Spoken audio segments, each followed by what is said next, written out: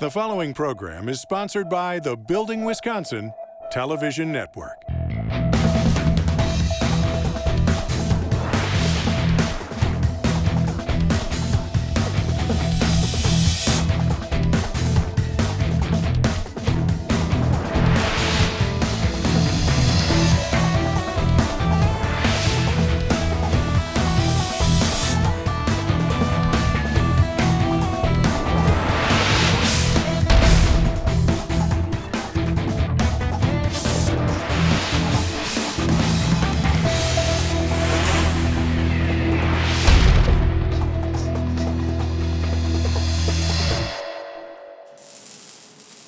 Well, Joe, thanks for coming on Building Wisconsin again today. Another busy day out here at 601. And, you know, I got to admit that my favorite part of the steam fitter discipline is the welding itself. I mean, it takes a lot of training to get to this level, doesn't it? It sure does. When we have a student come through as an apprentice, they've got 5 years of welding. It takes that long to really get someone to be more than adequate at that, because our jobs require that these guys be better than the best. Yeah, it really is the root of your trade is the welding. And, you know, I've known some of my buddies, you know, out on a farm or wherever, they can weld, but, you know, just because you can weld two pieces of metal together doesn't make you a steam fitter, does it? That's correct. That is not what we do.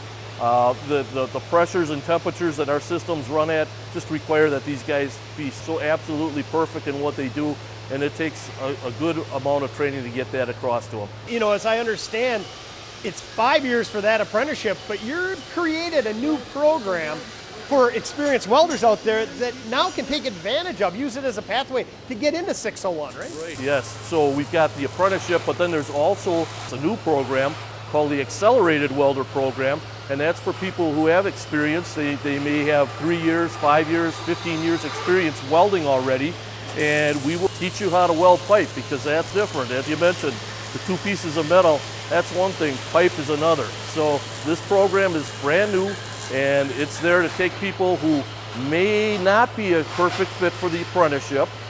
This Accelerated Welder Program is going to be better for them. They're still going to learn to be a steam fitter. They're going to take a lot of the classes that the apprentices do, and we're going to take you from here to there. Sure, sounds like a great pathway for any individual out there that loves welding, loves their career, but wants to take advantage of all that 601 has to offer. And you know, we're going to catch up with one of your instructors a little later in the show to learn more about that, but tell us a little bit about what we're going to do. So today's show is going to take us out to the Dancing Goat Distillery.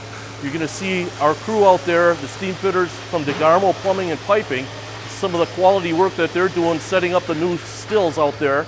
We're going to start with a little segment by Sean, who's going to introduce us to the distillery, and then we're going to get a tour from the owner, Maas. Oh, that's going to be awesome. You know, yes. I look back on the previous shows we've done, and one of them was at Miller Coors Brewery. So not only are steamfitters involved in the beer brewing process, but also in the distillery process. It's going to be awesome. And then later we're catching up with Erik, is it? We're going to come back here and we're going to meet up with Erik Ogren, our weld instructor. Awesome. Well, Joel, it's always nice to have you on. Great introduction. I'll see you down the road on another show. Great.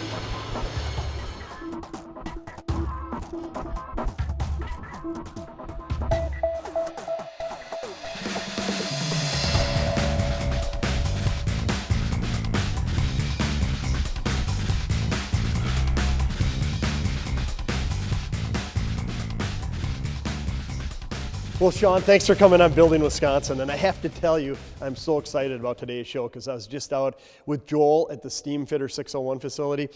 And he was telling me we get a chance to tour the Dancing Goat Distillery and learn more about the craftsmanship that has gone into building this world-class distillery.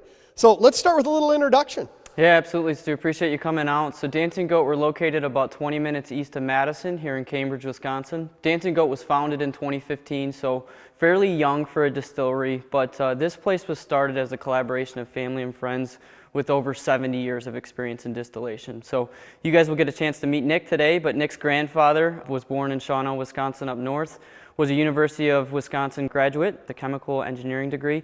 He started in the fuel ethanol side with Shell after a stint in the Navy, and then moved over to beverage ethanol in 1960s. He actually moved down to Owensboro, Kentucky to help run Fleischmann's Distillery. So Nick's grandfather is really the first Maas that started this entrance into the distilled spirits world, and the family's kept up with it ever since. What an awesome story. And you know, when most people think about whiskey, you think about Tennessee, Jack Daniels, of course. Yeah. But I love it that it's based right here in Wisconsin, and tasting it, it is second to none. I mean, I just love it. And I know the limousine rye, that's your signature spirit. But looking around here, you have a lot to offer besides that.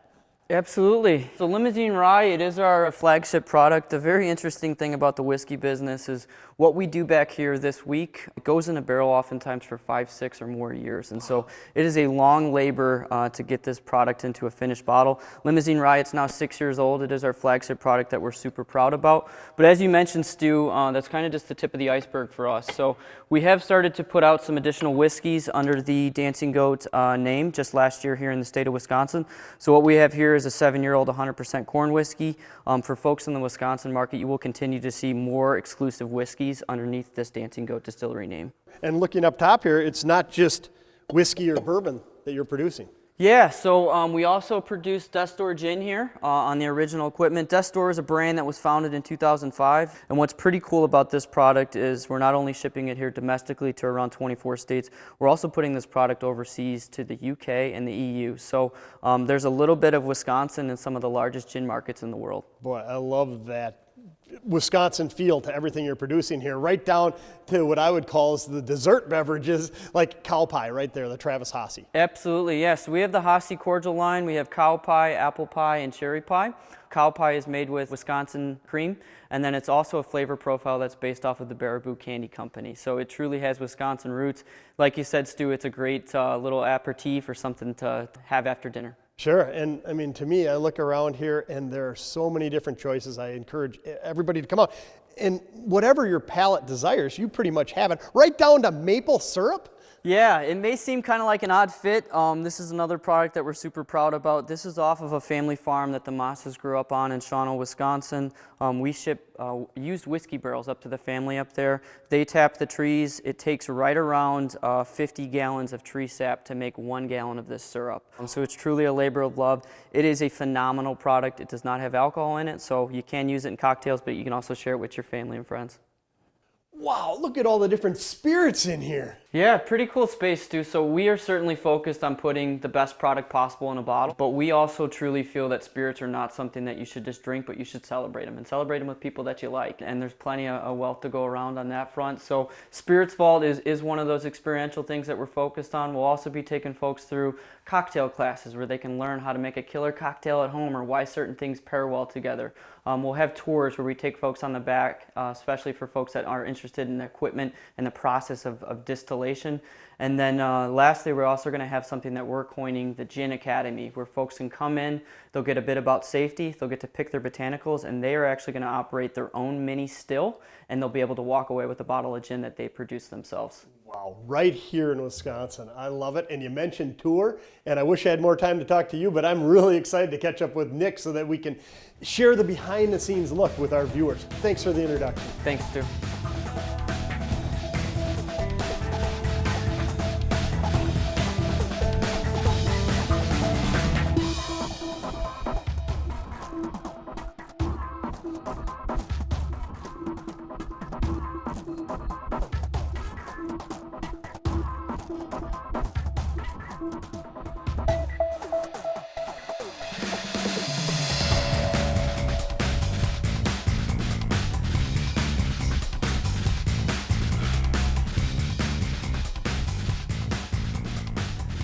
Well, Nick, I'm so happy to have you on the show, and I'm excited that we've gotten to this stage because it was awesome talking to Sean, but really the reason I want to be here is to learn more about the distillation process and the equipment and craftsmanship that goes into making such a quality product that you offer. Great, yeah, well, it's pretty simple, and this is the best place to learn about it. So this is a pot still. So these are really the origins of the nuts and bolts of distillation.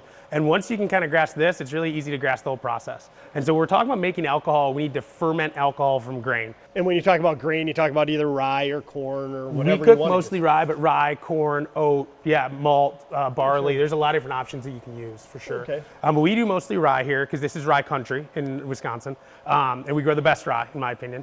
But so this guy specifically, when we're making a great rye whiskey, we're gonna make a mash. We usually use 100% rye. We're gonna ferment our alcohol, which then makes that mash, which is basically a porridge or a beer. It's in between a beer and a porridge in terms of consistency. It'd be like the worst beer you've ever had. It's really chunky, right? And so you're tasty. Tasty, very tasty. Well, tasty after we distill it and age it. Okay. So this is the actual stove or the range. So this is a steam jacket, and we're gonna fill that with steam from right here, which is where our friends from DeGarmo come in on this still.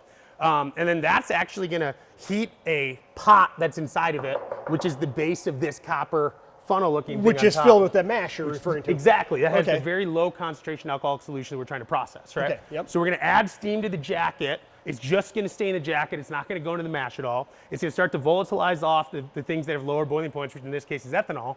And then we use this funnel to kind of capture and direct it where we want, because when you put a pot on the stove, your steam just boils out, right? You lose all your alcohol. And so we put a copper funnel on top, and copper's important. You'll see a lot of it here because it has good properties for making alcohol. So the actual chemical composition of the metal you're using influences the end result? Copper is an element. It has really advanced properties and has a lot of effect on texture and flavor in alcohol. Okay, didn't know that. Cool, right? Yeah. And so once we take that funnel, we direct it where we want to go, we turn it back into a liquid.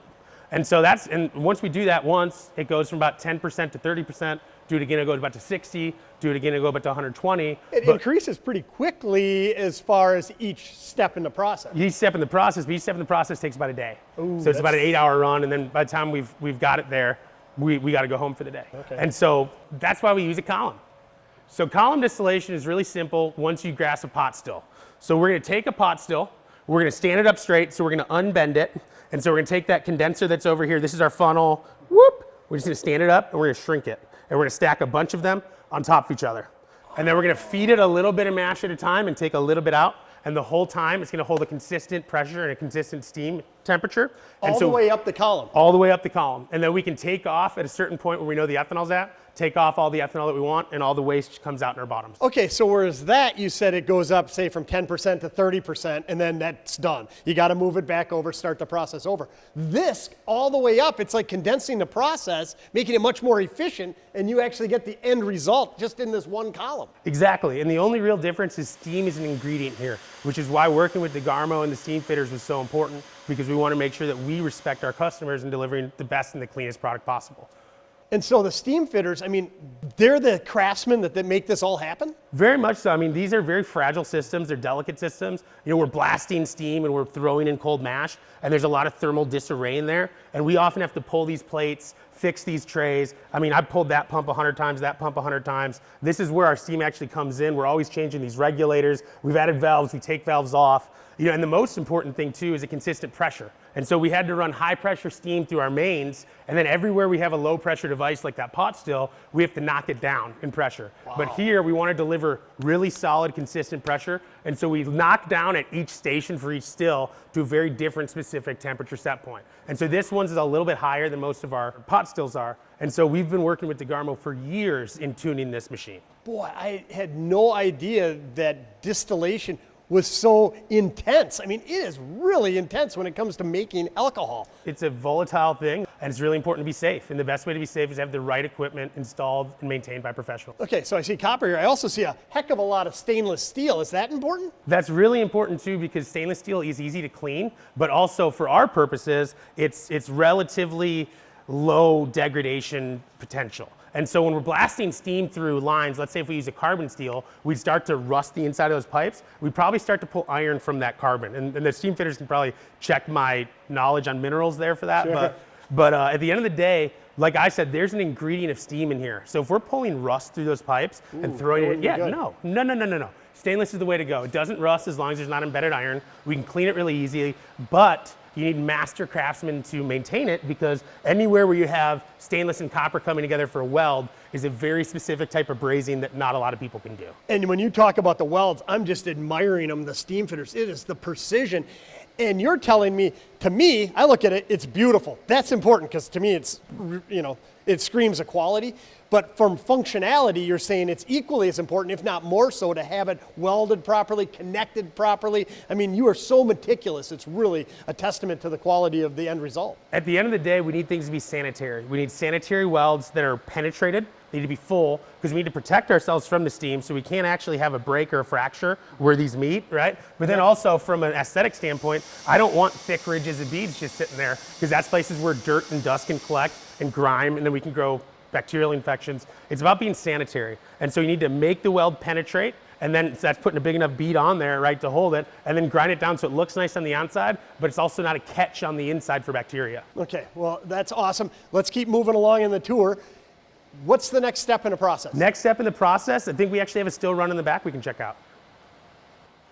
So this is the process in action, right? So we're sending grain through the column. We're taking all that alcohol and a little bit of water out. It's flowing into here by gravity, complements the DeGarmo, right?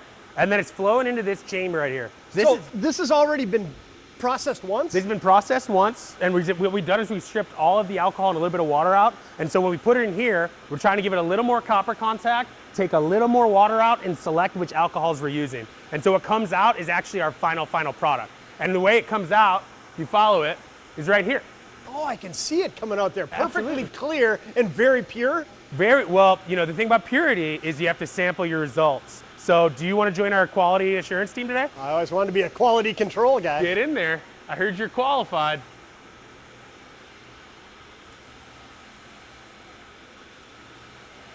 Not too much now. I can't get high on your own supply. Oh, that is smooth. Smooth as can be. 100% Dinko rye of Bounty, Wisconsin.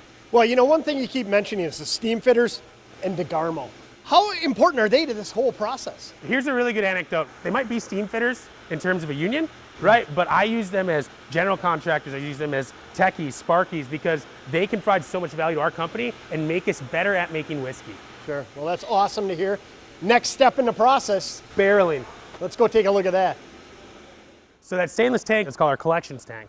And so there's a float in there, and once that float is triggered, it automatically shoots through the wall into the H3 processing room that we stopped in briefly. When it's time to proof, because you don't barrel spirits high proof, you have to put them in a very specific proof. We put them in a proofing tank, hit them with ultra pure RO water, and make sure that that proof is exactly where we want, and then we can go ahead and barrel our product. Because again, coming off of the still, that's 160 proof or whatever. That ultra pure water is what brings it down to where you want it to be. Absolutely, and it doesn't always come off the still at 160 proof. It depends on the product we're making, but for that one, we needed a high proof spirit. Yeah, it's special for me today. Absolutely, we want to give you the purest, cleanest tasting light whiskey we could. Awesome. So once it gets into that room, it gets barreled then? Yes, that's our barreling room, and so once we proof it down, we can put in our 53-gallon American white oak barrels and let it rest for about 5.5 to 6 years, and then we can start to do other things with it that we need to. And now you said American white oak. I know you also pointed out, you said, oh, look at this French this and some chestnut that. I mean, does it really matter what type of wood you use in a barrel? Absolutely. Not only the species of oak, but also the genus or variety of oak. And so in-house alone here, we have 5 different types of French oak, 3 or 4 different types of American white oak. We have Colombian oak, we have chestnut, we have Spanish oak. I mean, we have maple wood. We have all different types of wood that embarks different textures, colors, and flavors that we can blend into our process. Well, I know that once it has been barreled, you had mentioned to me when we were walking down here about the rick house, and that's a real special structure. Very special structure. I hesitate calling it a structure because really it's a living, breathing thing. It's a 5-story wooden rack of whiskey. We built basically catwalks around all those racks, and if the thing is healthy and it has a good humidity level and that wood's feeling good, it sways with the wind and it lives out in the elements and it goes with the fluctuation of the environment to allow terroir to have the maximum impact on our spirit. And that place is huge. I mean, how many barrels can you have in there? 7,800. Well, Nick, I can't thank you enough for this condensed tour. I mean, it's been fascinating. I could spend the whole day here talking to you, but we spent 10 minutes. Typical tour probably takes a lot longer than that. Thank you so much for coming. I had a lot of fun. As long as you let me chat, I'll keep talking your ear off. Well, I'm anxious to go visit your tasting room. Thanks for the tour. Thanks for coming.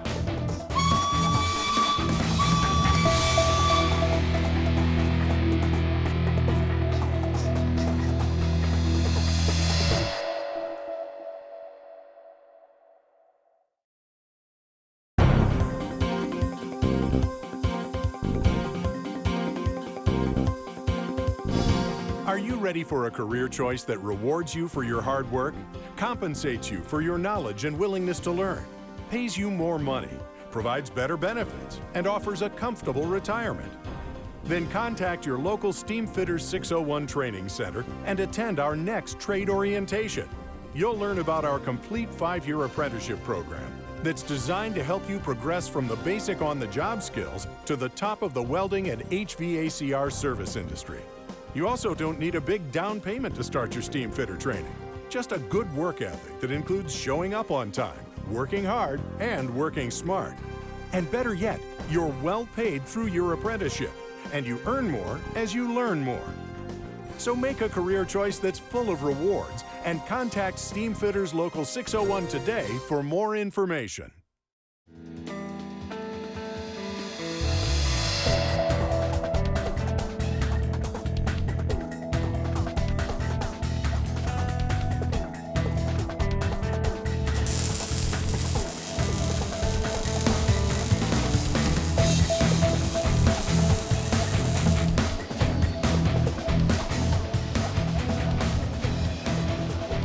Erik, thanks for coming on Building Wisconsin. Nice to see you, bud. Nice seeing now, you. what's going on here? So what we have is Mike. He's building up an assembly here. He's got some flanges that he's welding onto some 90s. They're going to go onto an assembly for a trainer. And then what it's going to be is everybody that comes through here over the next couple of years is actually going to see that and build off of it. So we're using one of our guys' skills to help everybody else build their skills off of as well. And you know, part of the organized trades, that's what's great. It's the mentorship. It's the past knowledge being passed down, and then the pride you feel when you add on to it's going to be second to none. Yeah, absolutely. Like, we're pretty proud of Mike here. He's a fourth-year apprentice. He came in to help us out with this, and then he'll be going out to work in the field here in another week or so. Okay, and earlier in the show we were out here and it was busy as can be, right? Yep. And today it's just another typical day, lots of welding going on. Are these all apprentices? In here, the majority of the people are all apprentices. We have the apprenticeship going today, and then we also have the Accelerated Welding Program as well today. Can we go down and take a look at what they're up to? Absolutely.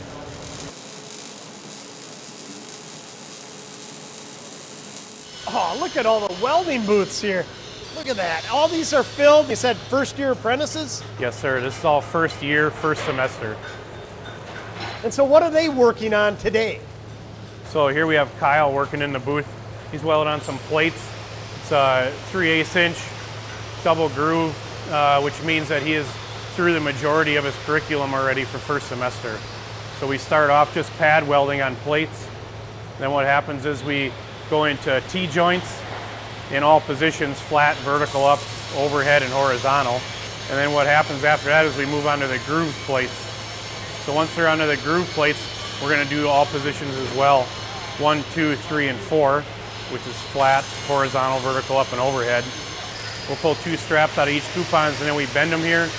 And in another week or two, all these guys will be state structurally certified in the state of Wisconsin. Okay, so I remember from previous shows, those straps, you actually cut them so they look like a strap, Yes, and then sir. you bend them because you want to see how strong the weld is, right? Absolutely, It yeah. can't be breaking on any of these projects. So it's a 5-year apprenticeship. This Yeah. is year one. Year They're one. doing a heck of a lot of welding. They're going to get state certified. This is like going to college, really. I mean, you're taking coursework, so there's an actual curriculum, and they, over the course of 5 years, they pass, what, 20 or 30 courses? We're actually run through a college here, so each one of these classes are accredited as well. And if they take an extra 3 or 4 classes online, they'll actually come out with an associate's degree on top of their journey person's card. Oh, wow, is that great? And a lot of people take pride in that, you know? And I Absolutely. tell you, from being a resident of Wisconsin, I see this, and these are the type of people I want building our communities. I mean, they're state certified, they get the highest level of training. You know the projects they do are going to be done right. Yeah, once they're done with this plate welding around week 8 or 9, we move them right onto pipe. So they'll be doing 6-inch and 3-inch pipe directly after the plates. Wow, now what's the difference between welding plate and welding pipe? I mean, Joel mentioned it to me earlier, and I got a lot of buddies that call themselves a welder because they do some plate welding. Sure. But why is pipe welding so specialized? You're going to use all positions in one coupon.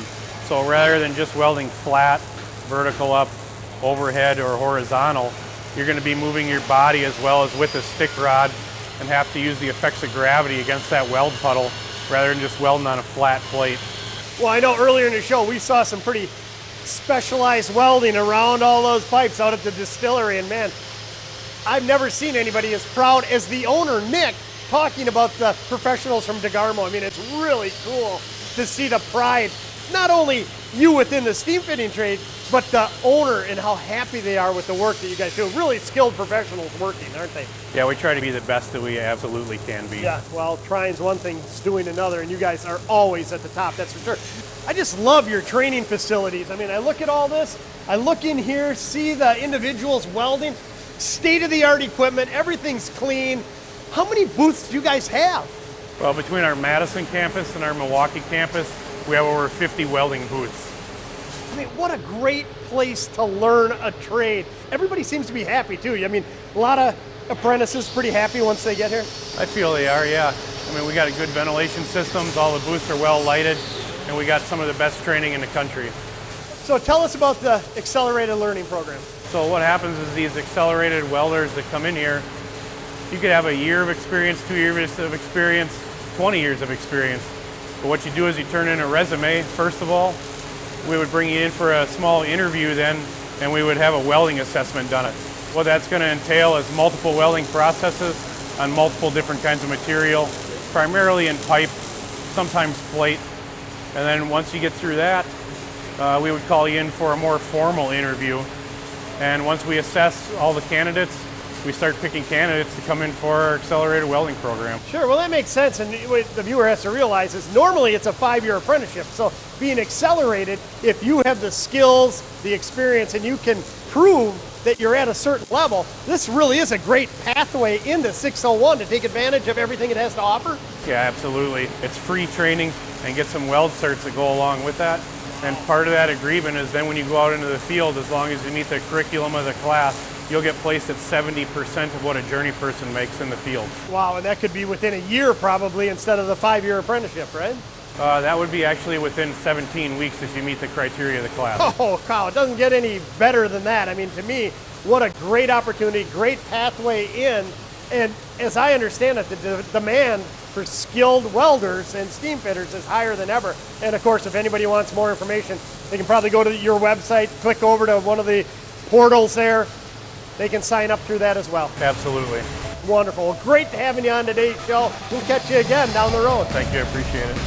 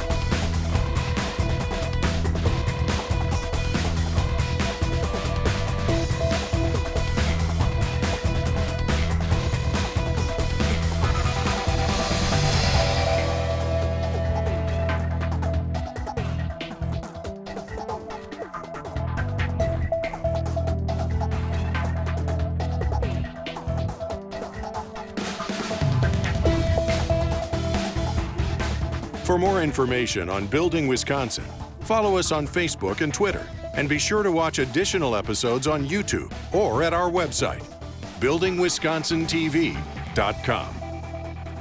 The preceding program was sponsored by the Building Wisconsin Television Network.